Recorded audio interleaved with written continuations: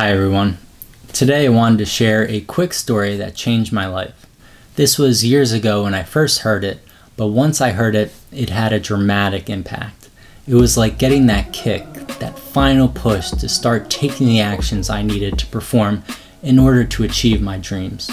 Sometimes you know what you need to do, but for some reason you just can't get going. Starting is always the hardest part, but once you realize that when you start going, you get on a roll and things become easier.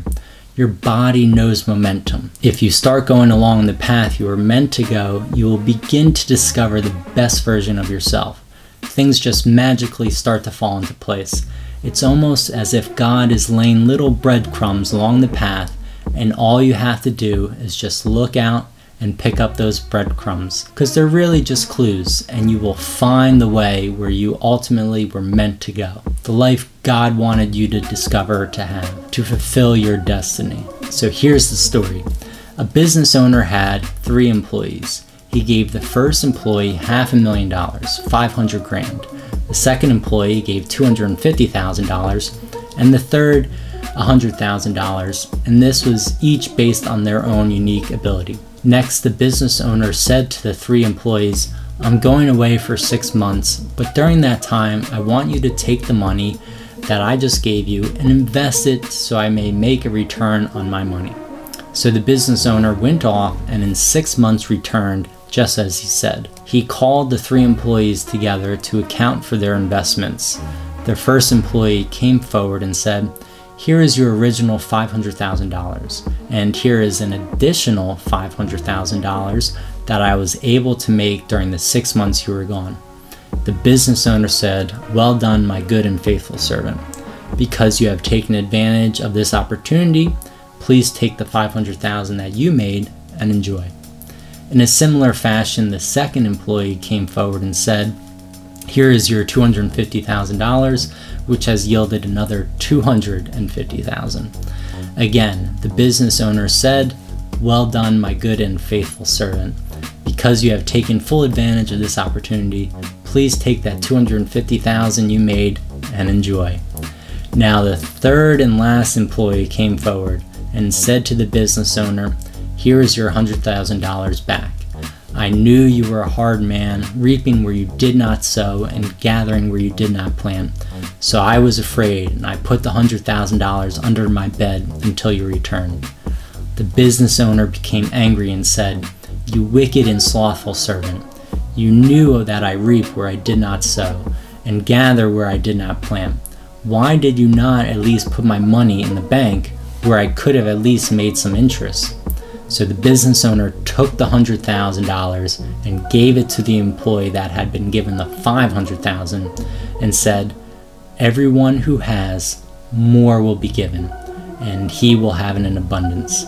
But from him who has not, even what he has will be taken away." So after hearing this story, my first reaction was, that seemed a little unfair. Why was the business owner so mean to the third employee? So here's the moral of the story in 3 parts. So number 1, each of us have God-given talents that make us unique and special. It's our responsibility to take those gifts and make the most of them. Everyone has the ability to make the world a better place. And if each of us did our part, just making a little progress each day, the world would be a much more beautiful place to live. So write down your goals and think about how you can make your dreams come true. Think about how you can improve the lives of your family, your friends, and your community. Remember, each of us were given talents, and it's our responsibility to use those talents. The worst feeling in the world is wasted talent. I remember the movie A Bronx Tale, and there was a scene in that movie where Robert De Niro tells his son as he's growing up, the worst feeling in the world is wasted talent. Everyone in life has 2 choices, and these choices are regarding pain. You can either live with the pain that comes along with self-discipline, or you can live with the pain of regret. You have your own choice. So don't live with the pain of regret for wasting your talents. Even if you try and fail, it's still better than not trying at all. And actually, there's no such thing as failure, just learning opportunities. As Zig Ziglar used to say, failure is not a person, just an event. So learn from these past events, and the next time when that opportunity comes, remember what you did and improve or adjust so you don't make the same mistake again. Albert Einstein said the definition of insanity is doing the same thing over and over, but expecting a different result. So moral number 1, take advantage of your God-given talents.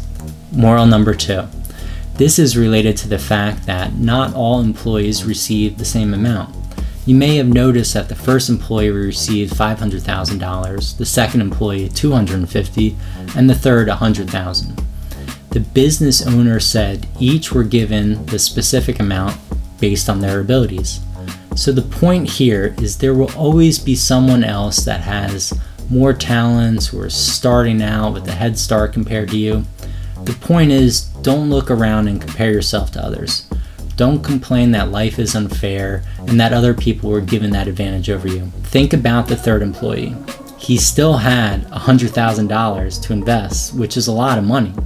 How many of you would say no to $100,000? Nope, no thanks, not interested. I didn't think so. Yes, $100,000 is not as much as $250,000 or $500,000, but you were still given this gift, the opportunity to take $100,000 and make another $100,000. Don't let opportunities slip by you because you were distracted with comparing yourself to others. Trust me, the grass is not always greener on the other side. So focus on yourself and the actions you can take. The rest will take care of itself. Don't worry about circumstances outside of your control. If you do your part and put in the work, you will see that things will just start falling into place. And now the last moral number 3.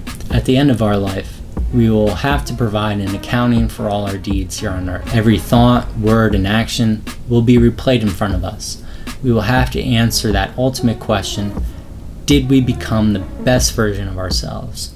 If God had a vision for us at the start of our lives, did we live our life to reach that full vision? Did we live up to our potential? Every night before I go to bed, I try to think about my goals and reflect.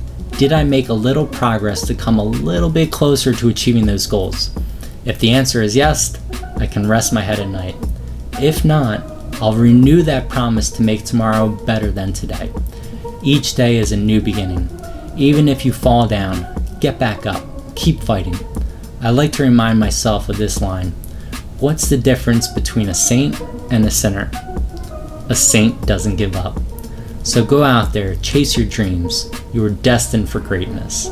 If you like the video, do me a favor and click the subscribe button and give me a thumbs up to show me that you liked the video.